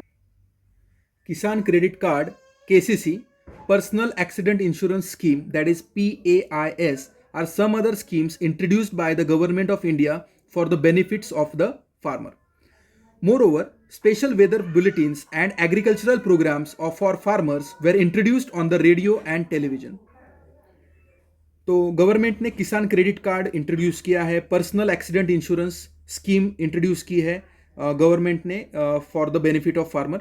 स्पेशल वेदर बुलेटिन्स और एग्रीकल्चरल प्रोग्राम्स भी फार्मर के लिए इंट्रोड्यूस किए गए हैं जो रेडियो पे और टेलीविजन पे लगते हैं, और फार्मर्स को वेदर के बारे में इंफॉर्मेशन मिलती है। एग्रीकल्चरल प्रोग्राम्स होते हैं जिसमें कैसे फसल ली जाएगी, कौन से फर्टिलाइजर्स यूज़ करने हैं, हार्वेस्टिंग कैसे करना है, उसके बारे में उनको अलग अलग नए नए आइडियाज़ बताए जाते हैं. The government also announces minimum support price MSP, remunerative and procurement prices for important crops such as sugarcane to check the exploitation of farmers by speculators and middlemen. अब ये सबसे बहुत ही इम्पोर्टेंट, तो ये बहुत ही इंपॉर्टेंट फैक्टर क्यों है? क्योंकि फार्मर क्या करता है, मेहनत करता है, अपनी मेहनत से, अपने घर वालों के मदद से वो फसल को अच्छी तरह से वो क्या करता है, हार्वेस्ट करता है. लेकिन मेन प्रॉब्लम जब वो मार्केट में उसको लेके जाता है, वो प्रॉब्लम वहाँ पे शुरू होता है, क्योंकि वहाँ पे जो मिडलमैन होते हैं, जो एजेंट होते हैं, जो एक्सप्लॉइट करते हैं फार्मर को, उस पर कम पैसे पे वो खरीदते हैं. जो व्यापारी लोग होते हैं, ट्रेडमैन होते हैं, वो क्या करते हैं, कम पैसे पे खरीदते हैं और ज़्यादा पैसे पे आगे जाके बेचते हैं. तो जो एक्चुअल जिसने मेहनत किया उसको बहुत ही कम उसमें प्रॉफिट मिलता है, और कभी कभी प्रॉफिट मिलता भी नहीं. ठीक है, तो इसके लिए गवर्नमेंट ने क्या किया है, minimum support prices, remunerative and procurement prices, ये सारे प्राइजेस कुछ इंपॉर्टेंट क्रॉप्स के लिए उन्होंने फिक्स करके रखे हैं, ताकि उससे कम पैसे में कोई भी मिडलमैन एक्सप्लॉइट ना करे फार्मर्स को. Contribution of agriculture to the national economy, employment and output. Agriculture has been the backbone of the Indian economy, though its share in the gross domestic product has registered a declining trend from 1951 onwards. हम अगर देखें तो Indian economy का ये backbone है agriculture, लेकिन GDP अगर उसका देखें तो 1951 से उसका जो ट्रेंड है वो क्या दिख रहा है, डिक्लाइनिंग दिख रहा है. Yet its share in providing employment and livelihood to the population continues to be as high as 63% in 2001. तो एग्रीकल्चर सेक्टर को अगर देखें तो 1980 में वो 3.6 था, 1992 से 2001 तक वो 3.3 हो गया, और 10th प्लान जो था 2002 से 2007 जिसमें वो 4% तक ग्रोथ दिखाएगा जीडीपी में, ऐसा प्रोजेक्टेड था. बाकी इंडस्ट्रीज और सर्विसेज जो थी उनका जो ग्रोथ रेट है वो ज़्यादा था एज पर एज उनको अगर एग्रीकल्चर के साथ अगर कंपेयर किया जाए तो. The declining share of agriculture in the GDP is a matter of serious concern, because any decline and stagnation in agriculture will lead to the decline in other sphere of the economy having wider implications for society. हमें ये देखना होगा, क्योंकि Indian economy का जो backbone है वो है एग्रीकल्चर. अगर वो जीडीपी में उसका अगर परसेंटेज कम हो रहा है, डिक्लाइन हो रहा है, तो उसका जो इंपैक्ट है वो बाकी सेक्टर्स में भी होगा ही होगा. Considering the importance of agriculture in India, the government of India made concerted efforts to modernize agriculture. Establishment of Indian Council of Agricultural Research, that is ICAR, agricultural universities, veterinary services and animal breeding centers, horticulture development, research and development in the field of meteorology and weather forecast, etc. were given priority for improving Indian agriculture. तो Indian agriculture को improve करने के लिए इन सारे sectors में बहुत ही काम किया गया है. Apart from this, improving the rural infrastructure was also considered essential for the same. तो पहले गांव में जाने के लिए अच्छे रास्ते नहीं थे, अब रूरल इंफ्रास्ट्रक्चर को भी अच्छा किया जा रहा है, ताकि फसल जो भी निकलेगी उसको ट्रांसपोर्ट किया जाएगा, टाइम पे मार्केट तक पहुंचाया जा सके. From the table 4.1, it is clear that though the GDP growth rate is increasing over the years, it is not generating sufficient employment opportunities in the country. The growth rate in agriculture is decelerating, which is in an alarming situation. India में जो employment generate हो रही है वो बहुत ही कम हो रही है, अपॉर्चुनिटी ज़्यादा नहीं है कंट्री में एम्प्लॉयमेंट की. Today Indian farmers are facing a big challenge from international competition, and our government is going ahead with reduction in the public investment in agriculture sector, particularly in irrigation, power, rural roads, market and mechanization. ठीक है, तो हमें अभी globalisation की वजह से हमारे farmers को, इंडियन जो फार्मर्स है उनको ग्लोबल वर्ल्ड में भी, मतलब जो फॉरेन फार्मर्स है जो कमर्शियल फार्मिंग करते हैं यूएसए, कनाडा के, उनके साथ कंपटीशन करना है. तो उनके पास तो अच्छे खास हाई यील्ड वैरायटी क्रॉप्स है, उनके पास सीड्स अच्छे हैं, उनके पास मैकेनाइजेशन है, मशीन्स है, उनके पास केमिकल फर्टिलाइजर्स अच्छे क्वालिटी के हैं. हमारे फार्मर्स को इतना नहीं है. तो इसीलिए हमारी जो गवर्नमेंट है वो पब्लिक इन्वेस्टमेंट कर रही है. मतलब क्या, जो गवर्नमेंट है वो अपना पैसा वहाँ पे डाल रहा है, इरीगेशन में, पावर में, रोड्स में, मार्केट में, मैकेनाइजेशन में. इसीलिए सब्सिडीज़ वगैरह दिया जाता है, सब्सिडीज़ दी जाती है फर्टिलाइजर्स के ऊपर, मैकेनाइजेशन के लिए, ट्रैक्टर्स के ऊपर सब्सिडी लिया जाता है, लो इंटरेस्ट रेट पे मशीन्स मिलती है। तो ये सारे फैसिलिटीज गवर्नमेंट प्रोवाइड कर रहा है फार्मर्स को। तो subsidy on fertilisation is decreased leading to increase in the cost of production. लेकिन अभी क्या हो रहा है कि फर्टिलाइजर्स के ऊपर की जो सप्लीमेंट मतलब सब्सिडीज है वो कम होती जा रही है। एग्रीकल्चर सेक्टर में हमारा जो गवर्नमेंट है वो अपनी पैसा डाल रहा है वो पैसा भी कम डाल रहा है अभी। More over, reduction in the import duties on agricultural products have proved detrimental to agriculture in the country। अब क्या हुआ है कि गवर्नमेंट ने फॉरेन से आने वाला जो भी एग्रीकल्चरल प्रोडक्ट है उसके ऊपर का जो इंपोर्ट ड्यूटी है वो कम किया। तो जो भी इंपोर्ट करके हम लोग लेके आने वाले हैं, जो पल्सेस वगैरह बाहर से आ रहे हैं, उसको कम पैसे पे भी वो लेके आ सकते हैं। तो यहाँ पे क्या हो रहा है, वो बहुत ही डेट्रीमेंटल प्रूव हो रहा है इंडियन एग्रीकल्चर के लिए। ठीक है, तो इंडिया के फार्मर्स को बहुत ही स्टिफ कॉम्पिटिशन मिल रही है फॉरेन फार्मर्स से। ठीक है, तो आपको यह समझना होगा कि फॉरेन से आने वाला जो एग्रीकल्चरल प्रोडक्ट है उसको इंपोर्ट ड्यूटी अगर कम कर दी तो उसका खामियाजा हमारे फार्मर्स को भुगतना पड़ेगा। तो अब इंडिया में मार्केट में हमें देखने को मिलने वाले जो जितने भी दालें हैं, तूर दाल हो गई, मूंग दाल हुई, वो सारी दाल लेबल तो वहाँ पे हमें देखने को मिलता है टाटा वगैरह, टाटा संपन्न दाल वगैरह, लेकिन वो ज़्यादा से ज़्यादा फॉरेन से इंपोर्ट करके ली हुई दालें हैं। ठीक है, farmers are withdrawing their investment from the agriculture, causing a downfall in the employment in the agriculture। Farmers क्या कर रहे हैं, इन्वेस्टमेंट को कम कर रहे हैं, इसलिए एम्प्लॉयमेंट कम हो रही है, क्योंकि खुद ही अपना फार्मर काम क्या कर रहा है, वहां पे अपने फैमिली के साथ ही काम कर रहा है, दूसरे लोगों को काम पे नहीं रख रहा है। तो उसकी वजह से एम्प्लॉयमेंट क्या हो रही है, कम हो रही है। Why are farmers committing suicides in several states of a country. ठीक है, तो यही रीजंस है, क्योंकि गवर्नमेंट जो है वो ज़्यादा फैसिलिटी जितनी देनी चाहिए उतनी नहीं दे रहे, और फॉरेन का जो भी फार्मर्स हैं उनके साथ कंपटीशन करना पड़ रहा है, और उसमें हमारे फार्मर्स थोड़े से पीछे हट रहे हैं।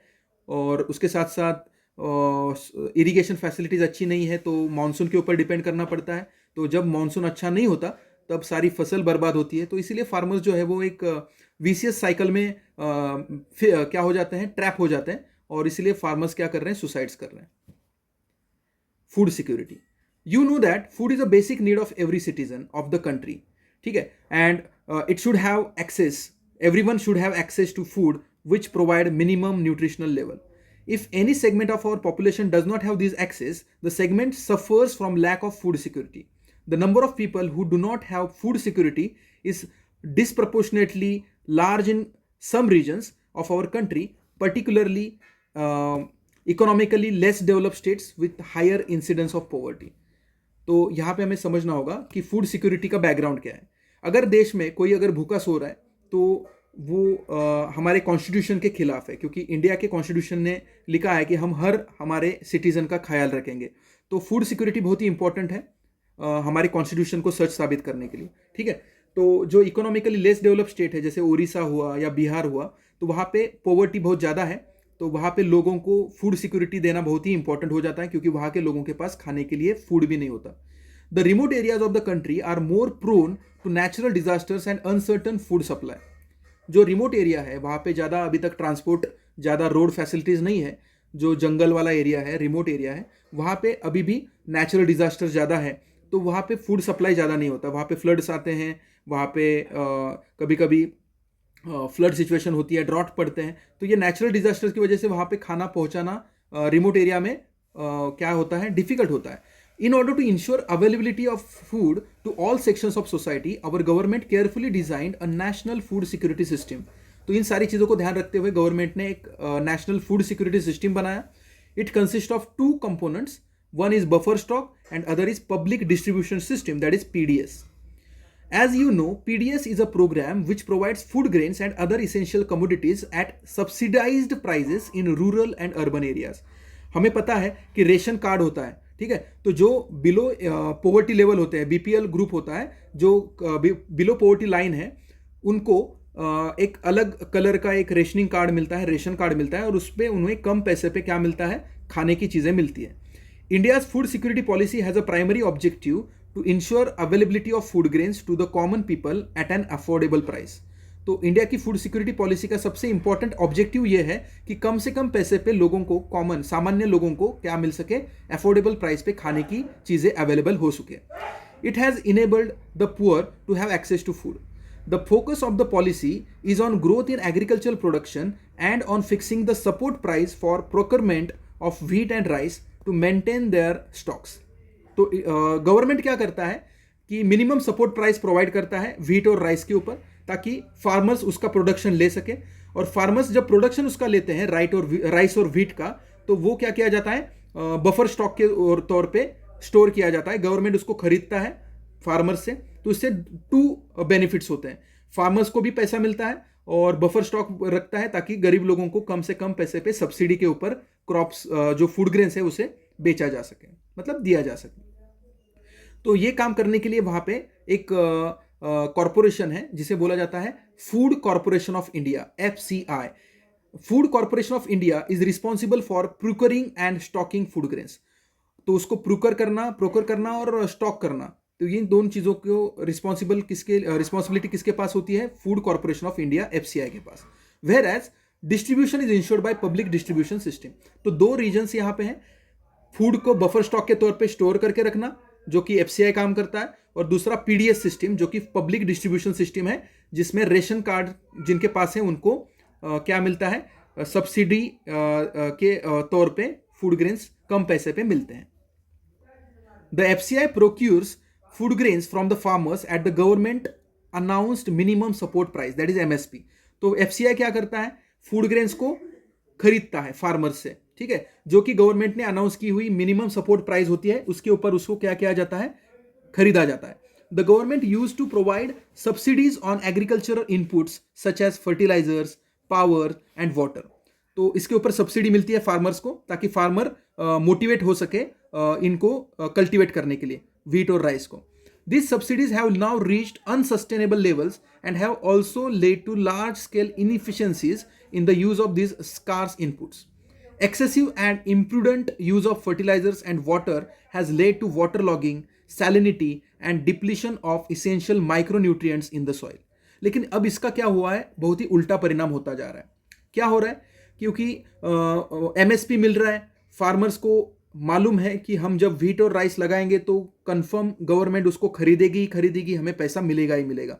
तो इसके चक्कर में फार्मर्स क्या कर रहे हैं, हर साल व्हीट राइस, तो लगातार वही क्रॉप्स बार बार लगाने की वजह से जो जमीन है उसमें सेम क्रॉप्स बार बार लगाने की वजह से क्या हो रहा है, उसमें पानी का वाटर लॉगिंग, ज़्यादा वाटर यूज होने की वजह से वाटर लॉगिंग हो रही है, सैलिनिटी हो रही है, वो सॉइल की फर्टिलिटी खराब हो रही है, और जो न्यूट्रिशन सॉइल के अंदर माइक्रो न्यूट्रिएंट्स होते हैं सॉइल के, वो भी डिप्लीट हो रहे हैं, खत्म हो रहे हैं। The high MSP, subsidies in input and committed FCI purchases have distorted the cropping pattern. इसकी वजह से क्या हुआ है कि गवर्नमेंट से MSP मिल रहा है तो पैसा मिलने ही वाला है, सब्सिडी मिल रही है फर्टिलाइजर्स के ऊपर, मशीन्स के ऊपर, और FCI तो कंफर्म क्या करने वाला है, परचेज करने ही वाला है। तो इन सारी चीज़ों की गारंटी होने की वजह से फार्मर्स जो है वो बाकी दूसरे कोई क्रॉप ले ही नहीं रहा है, सिर्फ और सिर्फ राइस और व्हीट ही लिए जा रहे हैं, और उसकी वजह से क्रॉपिंग पैटर्न क्या हो चुका है, डिस्टर्ब। तो ये बहुत ही बुरी चीज़ हुई है, और ये लॉन्ग टर्म में हमें बहुत ही बड़ा खामियाजा हमें उसे भुगतना पड़ेगा, क्योंकि सॉइल की सैलिनिटी की वजह से सॉइल जो है कभी ना कभी उसकी फर्टिलिटी लूज करेगा। Wheat and paddy crops are being grown more for the MSP they get. Punjab and Haryana are foremost examples. This has also created a serious imbalance in the intercrop parities. तो यहाँ पे आपको समझना होगा कि wheat और rice के इस साइकिल के अंदर सारे फार्मर बेसिकली पंजाब हरियाणा के फार्मर फंस चुके हैं, और MSP के चक्कर में अपनी जमीनों को क्या कर रहे हैं, खराब कर रहे हैं। You already know that the consumers are divided into two categories: below poverty line, that is BPL, and above poverty line, that is APL, with the issue price being different for each category. However, this categorization is not perfect and a number of deserving poor have been excluded from the BPL category. तो यहाँ पे भी corruption है। देखो, government ने क्या किया है, दो अलग अलग ग्रुप बनाए, कैटेगरी बनाए। जो गरीब लोग हैं उन्हें बिलो पॉवर्टी लाइन रखा, और जो अमीर है या जो खरीद सकते हैं अच्छे दाम पे उनको APL में रखा। लेकिन जो गांव के अंदर जो करप्शन होता है, जो डोमिनेंस होता है, पॉलिटिकल डोमिनेंस, तो कुछ लोग जो है जो पॉलिटिकली थोड़े से पावरफुल होते हैं, वो अपने जो लोग APL में हैं उनको भी BPL में डाला है, और जो एक्चुअली BPL में होने चाहिए उनको रेशन नहीं मिलता। तो ये भी प्रॉब्लम हो रहा है। So many deserving poor people have excluded from the BPL category. तो जो डिजर्विंग PPL कैटेगरी वाले लोग हैं उन्हें BPL का अनाज मिलता ही नहीं है। करप्शन की वजह से। Moreover some of the so called APL slip back to BPL. तो जो एपीएल है वो स्लिप बैक होके कहां पे जा रहे हैं, बीपीएल में, जिनको बीपीएल में नहीं जाना चाहिए, because of the failure of the even one crop and it is administratively difficult to accommodate such shifts. तो इतनी बड़ी आबादी में कौन एपीएल से बीपीएल गया और किसने अपना रेशन कार्ड का कलर चेंज करवाया, वो देखना एडमिनिस्ट्रेशन के लिए भी इतना पॉसिबल नहीं है, डिफिकल्ट है वो। Each district and block can be made self-sufficient in food grain production if government provides proper agricultural infrastructure, credit linkages and also encourages the use of latest techniques. अब अगर हमें रेशनिंग कार्ड वगैरह ये सारी चक्कर से अगर छूट चाहिए तो हमें क्या करना होगा, हमें गवर्नमेंट ने प्रोवाइड करना होगा agricultural infrastructure for the every district and every block of the India. ठीक है, तो अगर हम इंडिया के हर राज्य के हर जिले में हर ब्लॉक में अगर प्रॉपर एग्रीकल्चरल सेटअप दे सके, हम उसको कम मतलब लोन, कम इंटरेस्ट रेट पे लोन दे सके और इनकरेज कर सके लेटेस्ट टेक्निक्स के लिए, तो उससे क्या हो सकता है, वो सेल्फ सफिशिएंट हो सकते हैं और उन्हें मेहरबानी पे डिपेंड रहना नहीं पड़ेगा गवर्नमेंट के। Instead of concentrating only on rice और wheat, the food crop with a better growth potential in that particular area must be encouraged. हमें मालूम होना चाहिए कि राइस जो था वो कोस्टल रीजन का जो कोस्टल एरिया जो है वहाँ का स्टेपल फूड है और वहाँ का वो क्या है, वहाँ का वो क्लाइमेट को सूट करता है। लेकिन अब हम देखते हैं हरियाणा और पंजाब में भी वो क्या है, कमर्शियल क्रॉप बन चुका है, इरिगेशन की मदद से उसको कमर्शलाइज किया गया है वहाँ पे। ठीक है, तो ऐसा नहीं होना चाहिए, जो रीजन जिस क्रॉप के लिए सुटेबल है वही क्रॉप वहाँ पे ग्रो करना चाहिए। Creation of necessary infrastructure like irrigation facilities, availability of electricity etcetera may also attract private investment in agriculture. अगर गवर्नमेंट ने इंफ्रास्ट्रक्चर अच्छा किया, इरिगेशन फैसिलिटीज़ दी और इलेक्ट्रिसिटी अवेलेबल करवाया, तो जो प्राइवेट इन्वेस्टमेंट है वो भी एग्रीकल्चर में जा सकती है। और प्राइवेट इन्वेस्टमेंट जब जाएगी तब जब कैपिटल अवेलेबल होगा फार्मर को, तो वो भी अच्छे मैकेनिकल जो औजार है, मैकेनाइजेशन है, मशीन्स है, वो यूज़ करेगा और उससे उसका प्रोडक्शन बढ़ सकता है। तभी हम बाहर के जो फॉरेन फार्मर्स हैं उनके साथ क्या कर सकते हैं, कॉम्पिटिशन कर सकते हैं। When farmers have been facing so many problems and land under agriculture is decreasing, can we think of alternative employment opportunities in the agriculture sector? तो ये आपको क्वेश्चन किया गया है कि हम लैंड तो हमारा जैसे जैसे जनरेशन टू जनरेशन इंडिया का पॉपुलेशन बढ़ता जाएगा तो लैंड जो है वो कम कम होती ही जाने वाली है और एम्प्लॉयमेंट के लिए हमें अलग अपॉर्चुनिटीज को ढूंढना पड़ेगा। तो एग्रीकल्चर सेक्टर में और कौन से एम्प्लॉयमेंट अपॉर्चुनिटीज हम ढूंढ सकते हैं। Genetic engineering is recognised as a powerful supplement in inventing new hybrid varieties of seeds.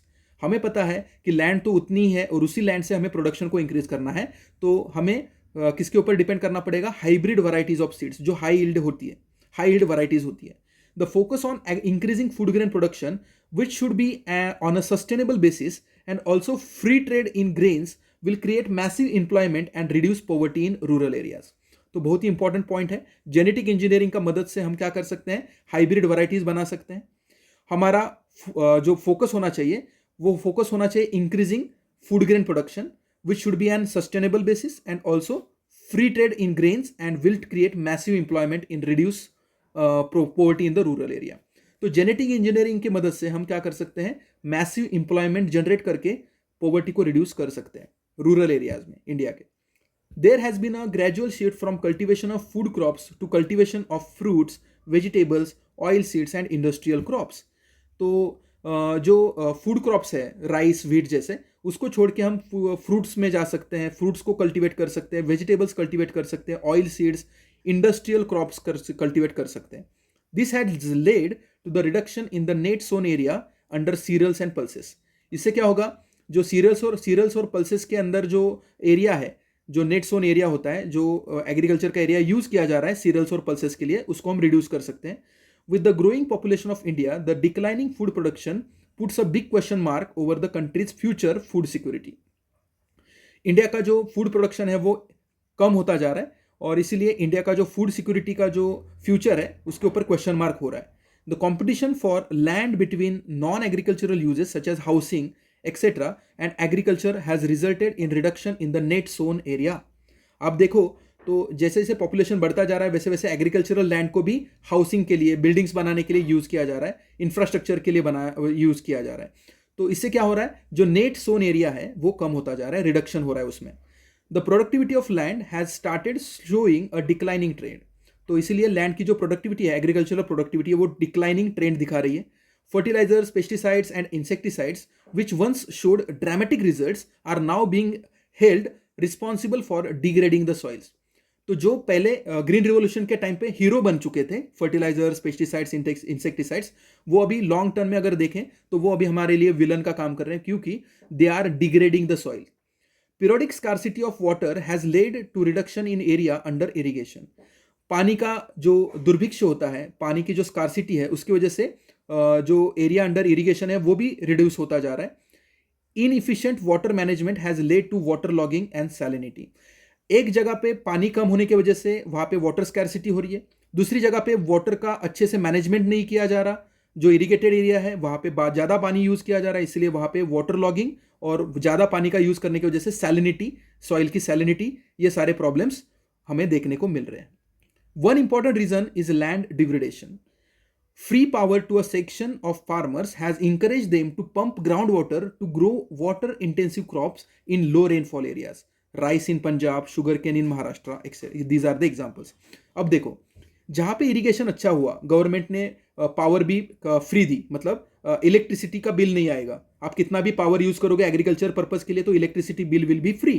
तो फार्मर्स ने क्या किया, उसका यूज किया, मिस यूज किया उस चीज का. और जहाँ पे राइस ग्रो नहीं हो सकता पंजाब में, वहाँ पे लोगों ने ग्राउंड वाटर से पानी निकाल निकाल के फ्री बिजली का यूज़ किया, मिस यूज़ किया, और वहाँ पे उन्होंने राइस को कल्टीवेट करना चालू किया. महाराष्ट्र में शुगर केन, जहाँ पे पानी रेनफॉल कम है, वहाँ पे इरिगेशन की मदद से शुगर केन का प्रोडक्शन बढ़ा गया. तो इसका मिसयूज़ हुआ, फार्मर्स ने भी मिसयूज़ किया गवर्नमेंट की पॉलिसीज का. और इससे क्या हुआ, this unsustainable pumping has reduce water storage in aquifers. तो जमीन के अंदर का जो पानी है वो कम होता गया, ग्राउंड वाटर का जो लेवल है वो डिक्लाइन होता गया because of over use of water. Consequently many wells and tubewells have run dry. तो अब क्या हो चुका है, बहुत सारे वेल्स और ट्यूबवेल्स ड्राई हो चुके हैं, पानी खत्म हो चुका है. This has push the marginal and sub small farmers out of cultivation. इसकी वजह से जो मार्जिनल, जो कम जमीन वाले और बहुत ही कम छोटी जमीनें जिनके पास है, वो सारे फार्मर आउट ऑफ कल्टीवेशन हो चुके हैं, क्योंकि पानी नहीं है तो फिर वो कैसे कल्टीवेट करेंगे. The big farmers with the deeper tube wells still have water, but many other face a water crisis. जो बड़े बड़े फार्मर है वो भी जमीन को और नीचे नीचे, वाटर लेवल जैसे नीचे जा रहा है वैसे वो नीचे ट्यूबवेल्स को खोदते जा रहे हैं. उनके पास पैसा है तो वो कर रहे हैं, लेकिन बहुत ही बड़ा वाटर क्राइसिस फेस कर रहे हैं बाकी लोग. Inadequate storage and marketing facilities also act as a disincentive to the farmers. Marketing facilities नहीं है और स्टोरेज फैसिलिटीज नहीं है, इसके वजह से भी फार्मर को नुकसान हो रहा है. Thus the farmers are badly affected by the uncertainties of production and market.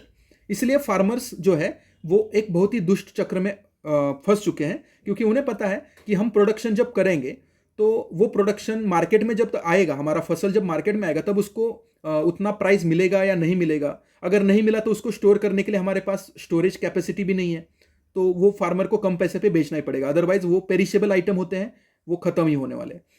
They suffer from double disadvantage as they pay high prices for inputs such as high yield variety seeds, fertilisers etcetera, but lack the bargaining power to fix prices in their favour. तो वो fertilisers के लिए ज़्यादा पैसा देते हैं, fertilisers, insecticides, high yield varieties, ये सब सीड्स के लिए पैसा तो ज़्यादा देते हैं, लेकिन जब उनकी फसल मार्केट में आती है तो उनको बार्गेनिंग पावर नहीं होती और इसके लिए वो कम पैसे पे उनको बेचना पड़ता है, इसलिए वो लॉस में चले जाते हैं. All the production reaches the market simultaneously.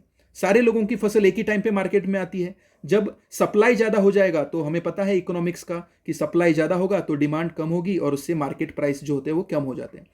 The higher the supply the lower is the demand. This causes distress sale also. इसलिए क्या होता है, कम पैसे पे सेल किया जाता है और लोग जो है बोलते हैं कि अभी जितनी प्राइस है उसी में बेच दो, बाद में और प्राइसेस क्या हो जाएगी, कम हो जाएगी. तो उसके चक्कर में फार्मर कम पैसे में अपनी फसल बेच देता है. Therefore there can be no food security without the security of the small farmers. इसलिए अगर हमें देश की फूड सिक्योरिटी को मतलब सिक्योर करना है तो हमें हमारे छोटे फार्मर्स को पहले क्या करना होगा, सिक्योर करना होगा. Impact of globalisation on agriculture. Globalisation is not a new phenomenon. It was there at the time of colonization.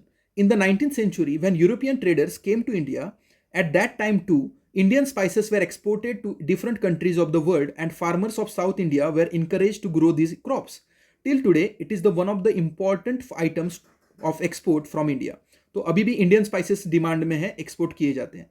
During the British period, cotton belts of India attracted the British and ultimately cotton was exported to Britain as a raw material for their textile industries. तो initially British जो थे वो cotton belts जो थे India के उनको उन्होंने attract किया. तो वो क्या करते थे, कॉटन को एक्सपोर्ट करते थे ब्रिटेन में एज अ रॉ मटेरियल और वहाँ से जो भी नया कपड़ा बनता था उसको यहाँ पे लाके बेचते थे. Cotton textile industry in Manchester and Liverpool flourished due to availability of good quality cotton from India. तो इंडिया से जाने वाले गुड क्वालिटी फाइबर की वजह से ही मैनचेस्टर और लिवरपूल जैसे जो रीजन्स थे वो टेक्सटाइल इंडस्ट्री के क्या बन सके, हब बन सके.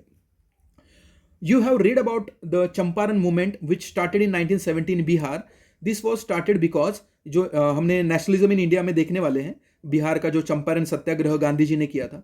This was started because farmers of that region were force to grow indigo on their land because it was necessary for the textile industries which were located in Britain. तो ये जो ज़बरदस्ती थी गवर्नमेंट की वो क्यों थी, क्योंकि उनको टेक्सटाइल इंडस्ट्री में कलर की ज़रूरत थी और इसीलिए उन्होंने इंडिगो प्लांटेशन को क्या किया था, कंपल्शन किया था फार्मर्स के ऊपर forcefully. They were unable to grow food grains to sustain their families.